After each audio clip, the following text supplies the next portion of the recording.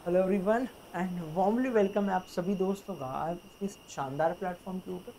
तो दोस्तों CSIR net exams की बात करें दिसंबर 2024, तो रिजल्ट लग चुका है। अब साथ ही साथ में सफलता जो है वो मांगती है वक्त को, सफलता मांगती है सैक्रिफाइसेस को, और सफलता मांगती है मेहनत। ऐसे ही एक कैंडिडेट से आज हम जुड़ेंगे जिनका बेहतरीन रैंक आया है, बट सफलता में इन्होंने जो है टाइम लगा, मेहनत की, और बेहतर होते होते चले गए। हर दिन इम्प्रूवमेंट आया हर दिन से, और उससे क्या हुआ तो उनको जो है उनका ख्वाब जो था वो ख्वाब जो है पूरा हुआ है। तो जानते हैं उनसे ही उनकी जर्नी को कि उनकी जर्नी क्या रही, किस तरीके से उन्होंने प्रिपरेशन किया इस एग्ज़ाम्स के लिए। तो hello. Hello sir, my self Pallavi. हाँ। मैं महाराष्ट्र चंद्रपुर डिस्ट्रिक्ट से बिलोंग करती हूँ। मेरा मास्टर्स जो है जूलॉजी सब्जेक्ट से हुआ है। मेरा बीएड भी कंप्लीट हो चुका है। बीच में मैंने जॉब भी कर ली थी और उसी के साथ साथ प्रिपरेशन भी करा था सीएसआईआर का। इसके पहले मैंने 5 अटेम्प्ट ऑलरेडी दिए थे जो कि फेलियर्स रहे हैं। लेकिन फिर भी मैंने स्टॉप नहीं किया। मुझे लगा कि एक ना एक दिन हो जाएगा। एक दिन में तो नहीं होता है, बट वन डे पक्का हो जाएगा। तो फिर इस बार हो ही गया है। अरे वाह, very congratulation to you Pallavi. बहुत बेहतरीन। Thank you. मतलब एकदम से आपको कॉन्ग्रेचुलेशन मेरी तरफ से, मेरे पूरे आयापस फैमिली की तरफ से। Thank you sir. तो मुझे बताइए पल्लवी जी, आपकी ये जो जर्नी रही ये मतलब कैसे रही, किस तरीके से आपने ओवरऑल प्रिपरेशन किया, क्या क्या चीज़ें रही, थोड़ा बताइए हमें। आसान तो नहीं था सर, क्योंकि एकदम एकदम नया था मेरे लिए कि मुझे किसी ने आइडिया नहीं दिया था कि ये ऐसा होता है, वैसा होता है। खुद से सिलेक्ट करना पड़ा था कि आपको प्लेटफ़ॉर्म कौन-सा चाहिए, आपका सब्जेक्ट क्या है, उसके बारे में सिलेबस आपको कितना डिटेल का स्टडी करना पड़ेगा एंड ऑल। उसके बाद अपने पास लाइफ साइंस में 13 यूनिट्स है। उन यूनिट्स में से रेक्टिफिकेशन करना सबसे इम्पोर्टेंट चीज़ थी कि हम क्या समझ रहे हैं, और हमारी अंडरस्टैंडिंग लेवल के हिसाब से हमें यूनिट सिलेक्ट करना बहुत ज़्यादा ज़रूरी होता है। अदरवाइज हम कंफ्यूज रहेंगे और क्वेश्चन सॉल्विंग नहीं हो पाएगा। वो एक बहुत बड़ा फंडा है। सो उसके लिए पहले तो आपका यूनिट क्लियर क्लियर होना चाहिए कि आपको कौन सी यूनिट्स कितने डिटेल में स्टडी करनी है। वो बहुत ज़्यादा मैंडेटरी है। तो सबसे पहला काम तो वही था कि आपको यूनिट समझना पड़ेगा अपने सब्जेक्ट बैकग्राउंड के हिसाब से। जैसे मैं जूलॉजी से थी, लेकिन मैंने प्लांट फिजियो बहुत अच्छे से कर लिया, जबकि एनिमल फिजियो नहीं कर पाई थी। तो ये भी चीज़ें होती है कभी-कभी। हम इस चीज़ में रह जाते हैं कि ये हमारा बैकग्राउंड है तो हम कैसे कर सकते हैं, लेकिन ऐसा कुछ नहीं है। आप में वो इंटरेस्ट होगा तो आप पक्का कर लेंगे। तो फिर यही रहा था। तो मुझे ये बताइए कि आपने जैसे बोला कि 2020 से आप 2024 तक पढ़ रहे हैं, तो थोड़ी ओवरऑल जर्नी, ये जो पूरा टाइम पीरियड रहा है कैसे गुजरा, किस तरीके से आपकी ओवरऑल इम्प्रूवमेंट हुई, थोड़ा उसके बारे में बताइए। कभी जो मतलब जब शुरू किया था सर, चीज़ें समझने में बहुत दिक्कत जा रही थी, है ना? कि वो कैसे हो जाएगा, क्योंकि हम बीएससी एमएससी लेवल पे जो पढ़ते हैं वो बहुत बेसिक होता है। और इस एग्ज़ाम के लिए आपको बहुत कोर स्टडी करनी पड़ती है। हर एक चीज़ का आपको नॉलेज होना चाहिए। आपको पता होना चाहिए कि उस एक शब्द के पीछे क्या मीनिंग है, क्योंकि सेंटेंस वाइज़ हर शब्द का मतलब बदलते जाता है। तो उन चीज़ों को समझने में मुझे काफ़ी वक़्त लगा। उसमें फिर कुछ पर्सनल चीज़ें आई। अभी मेरा सर पीएचडी चल रहा है, फर्स्ट ईयर कंप्लीट हो चुका है पीएचडी का, सेकंड ईयर अभी शुरू हो गया है। तो उस चीज़ में भी मैं बिज़ी रही, फिर बीच में कुछ हेल्थ इश्यूज़ भी थे, तो उस वज़ह से मुझे काफ़ी टाइम लग गया। अगर मैं बीच में जॉब ना करती और फुल्ली डेडिकेटेड होती तो मेबी बहुत पहले ही हो चुका होता। तो है, हो जाता है। जॉब के साथ साथ चीज़ों को मैनेज करना थोड़ा मुश्किल सा हो जाता है, बट खैर यस। ठीक है। देर आया है दुरुस्त आया है, बट रिजल्ट हाँ। आया है, ठीक है।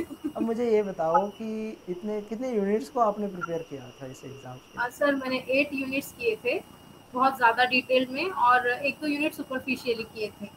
हम्म। और बायोकेमिस्ट्री स्किप कर दिया था। स्किप कर दिया था बायोकेमिस्ट्री को, क्यों? वो मुझे समझ में नहीं आता सर। सो अब मैंने मुझे अपना टाइम उसमें वेस्ट ना करते हुए जो मुझे समझ में आते हैं उसको बहुत अच्छे से ग्रास्प कर लिया कि आप उस टॉपिक से कोई भी सवाल उठा कर दे दे तो इतना हो गया हम सॉल्व कर पाए।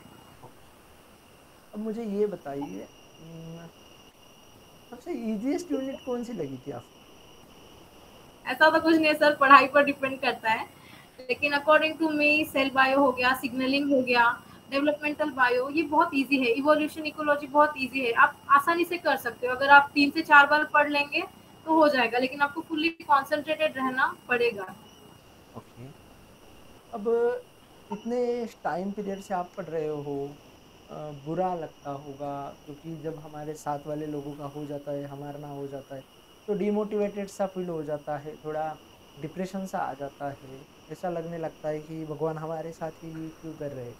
तो उसे ओवरकम किया ऐसे किया, और वो वाला एक्सपीरियंस क्या रहा, थोड़ा शेयर कीजिए आप। एक्चुअली मैं अगर बात बताऊँ है ना, जितने भी मेरे साथ क्वालिफ़ाई करने वाले हैं, तो वो ऑनलाइन प्लेटफ़ॉर्म वाले हैं।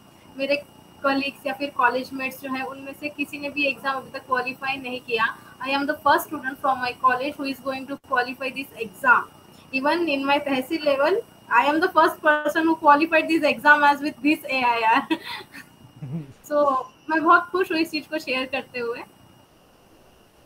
तो जी, ये चीज़ें हैं तो सर। बहुत बेहतरीन और बहुत ही excellent, very congratulations once again to you.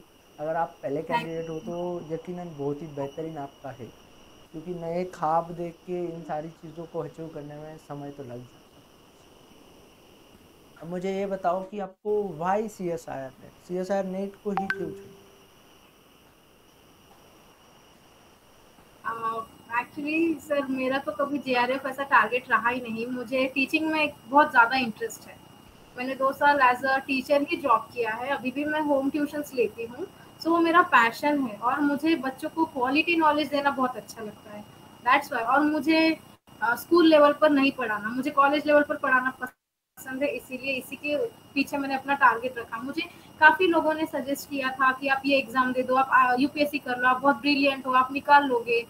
सो मैंने किसी का नहीं सुना, मैं अपने पाथ पर स्टेबल रही and finally I achieve that. Okay, मुझे ये बताओ, कितने साल, 4 साल आपने पढ़ाई की, इनमें से ऐसी 3 चीज़ें बताओ कि जो आपको हमेशा याद रहेगी, या आप शेयर करना चाह रहे हो नए एस्पिरेंट्स लोगों की, कि वो हमेशा दिमाग में रखे इन चीज़ों को और फिर पढ़ाई करना शुरू करें। सबसे पहली बात है आप यूनिट डिसाइड कर लें।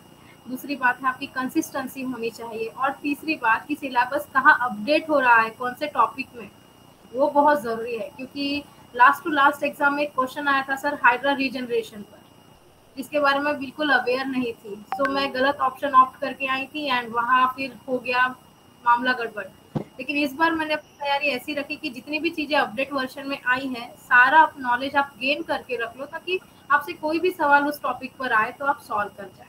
ये बहुत ज़रूरी है कि एक एस्पायरेंट में अपडेटेड होना चाहिए। तो सही है, बहुत बेहतरीन तरीके से आप चीज़ों को बता रहे हैं। तो मुझे थोड़ा ये बताइए कि अब आगे का क्या सोच रहे हो आप, आगे का क्या प्लान है आपका?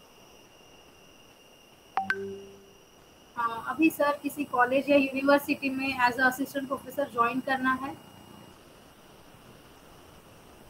बहुत बेहतरीन। उसी के साथ साथ मुझे ये बताइए कि एग्ज़ाम हॉल का क्या एक्सपीरियंस रहा था?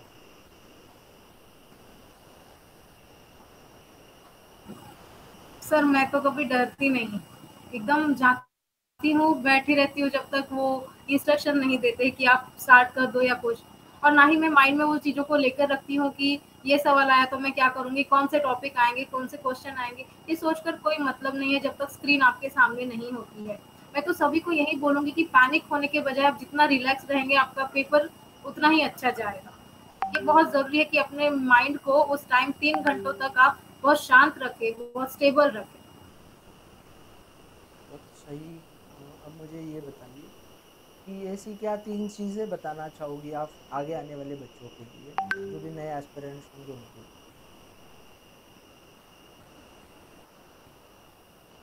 3 चीज़ें हैं कि आप अपने आप पर ट्रस्ट रखें, कॉन्फिडेंट रहें और अगर आपका रह भी जाता है पेपर, अगर आपको कुछ चीज़ें समझ में नहीं भी आती है, तो आप उस पर काम कीजिए। धीरे-धीरे आएगा, एक दिन में नहीं आएगा क्योंकि टाइम लगता है। हाँ, तो सही। Thank you so much Pallavi ji, sharing your journey, your hard work, your struggle with us. मालिक करे आपका हर ख्वाब जो है मुकम्मल हो जाए, पूरा हो जाए। Thank you once again joining with us. Thank you sir.